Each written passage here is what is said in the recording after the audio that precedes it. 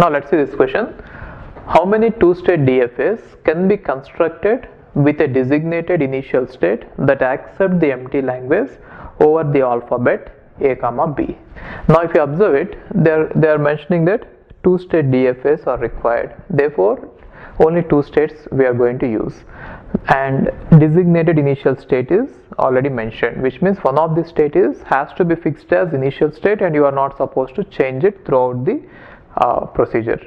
And then they are saying that the language accepted should be an empty language. Now what is empty language is, this is empty language, right? Or other way of writing the empty language is as the phi, right?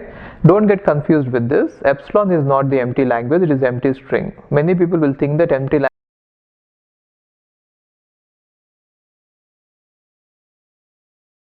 completely. Okay, now we are supposed to find out two-state DFAs which are going to generate empty language like this. Fine. Now if you observe it, since there are going to be two states, I am going to write like this. Okay, and one of the state is already designated as initial state. Therefore I am designating X as initial state. I am not going to change it throughout my explanation. Fine. Now coming to Y, I have two choices. One choice is Y can be a final state or Y cannot be a final state, right? Now why can't I have that choice for X is, if I make X a final state, since X is the initial state already, if I make it a final state, then epsilon will be accepted. Therefore at least one string, which is empty string, will be present in the language, and so I'll never get a empty language. Got it?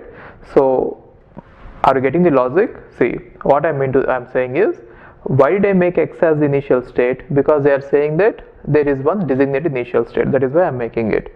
Now why can't X be final state? The reason is, if I make X as a final state, then X is going to accept epsilon, and so it is accepting at least one string, which is the empty string, and so it cannot be an empty language. Got it? That is the reason.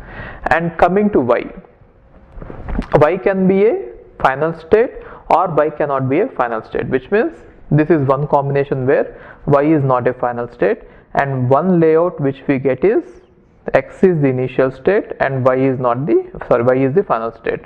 Okay, and now if there are no final states at all, we'll never be accepting any language, any string, whatever you write here, right? Therefore here you can write X or Y, here you can write X or Y, X or Y, X or Y. So whatever you write here, there is no way you are going to accept anything. Therefore if you don't have a final state, the language accepted by this DFA will always be empty, right?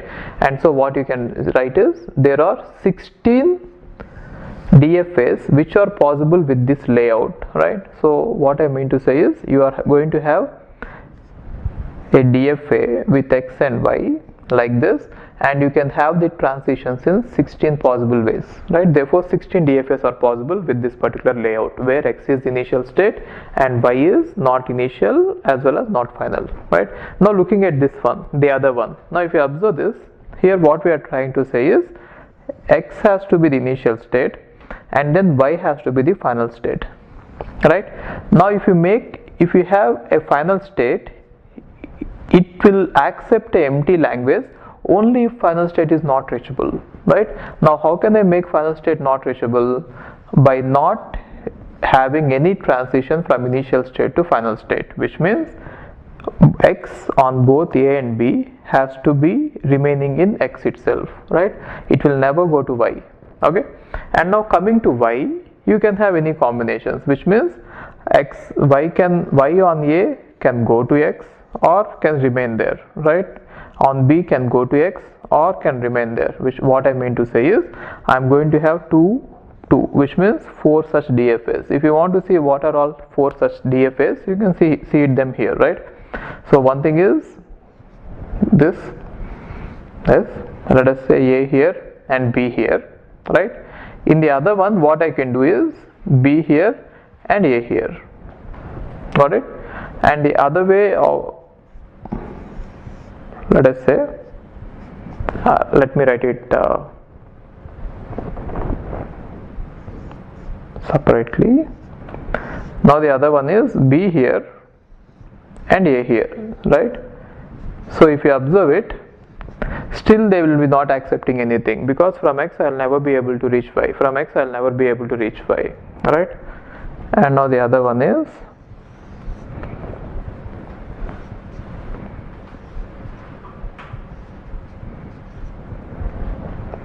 let us say Y is here, okay? Both A comma B are coming to this, right? And the other one, if you want to see it, let us say on X A comma B and Y both A comma B are here, right? So these are all the two state DFAs.